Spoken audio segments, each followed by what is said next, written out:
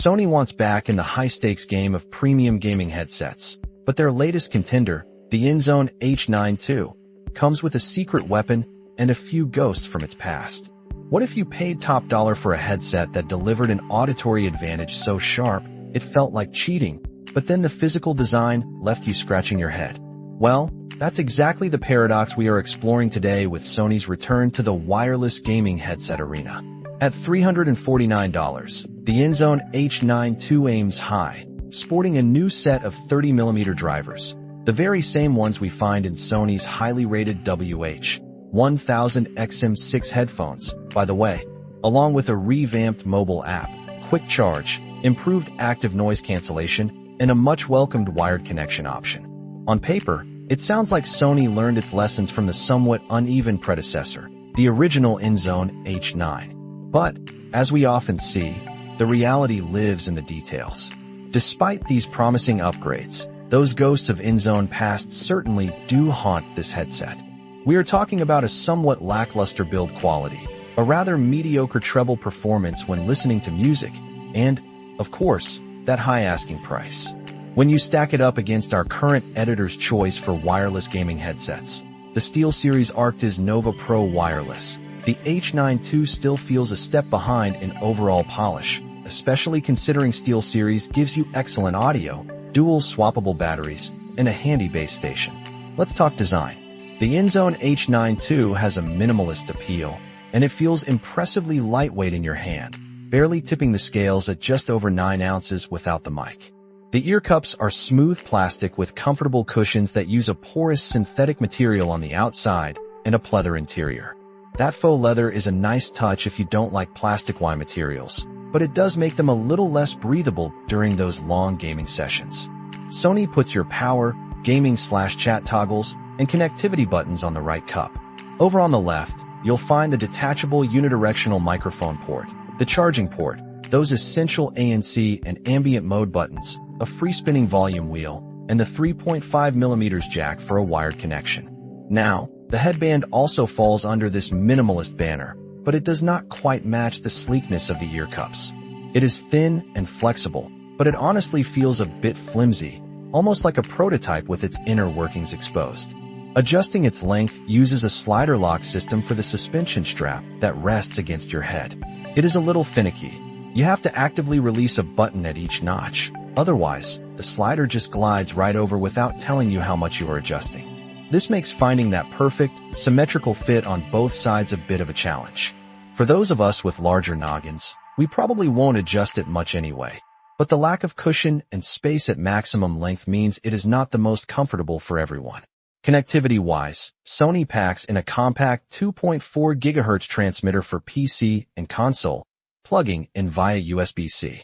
And yes, a wired connection via a 3.5mm jack is finally here. You can also maintain 2 simultaneous connections using standard Bluetooth and Bluetooth LE audio, though we did notice a slight delay with Bluetooth audio. Most casual listeners probably won't mind it.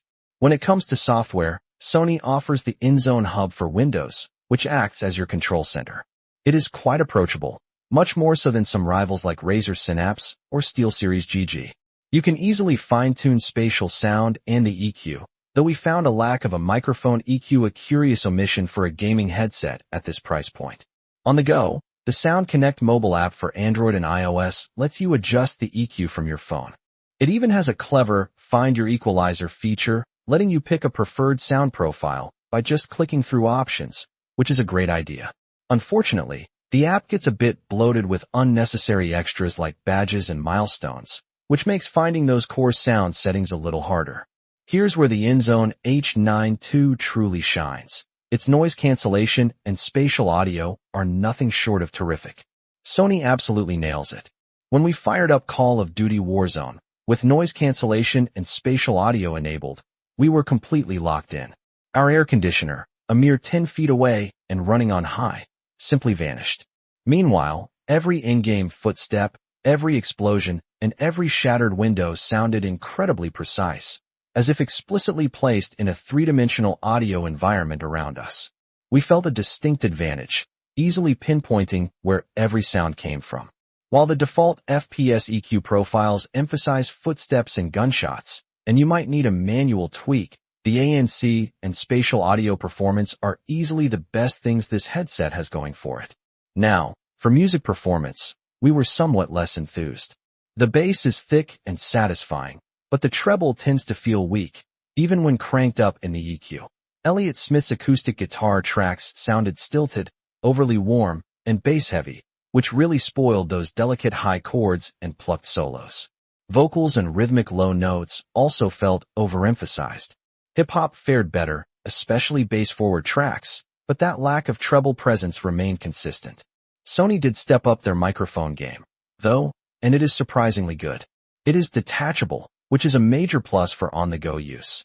And it is a unidirectional mic that you can position close to your mouth, eliminating the extra noise we heard from the original H9's bidirectional mic. Friends in Discord noted our voice came through loud and clear.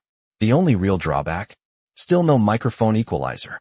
The Razer Blackshark V3 Pro offers one for customization and clarity, which feels like a miss for Sony at this price. Of course, for serious streaming, a dedicated USB microphone remains king. So, is the Sony Inzone H9 II worth its premium price tag? You get world-class noise cancellation and spatial audio that gives you a genuine edge in games, powered by those fantastic drivers. But you also grapple with a build quality that feels a little uninspired for the cost, and a music playback experience that skews too warm and bassy. What do you think? Is an unparalleled gaming advantage enough to forgive these compromises? Or should a premium headset truly deliver on all fronts? We'd love to hear your thoughts. If you enjoyed this breakdown, make sure to subscribe and share this episode with a fellow tech enthusiast.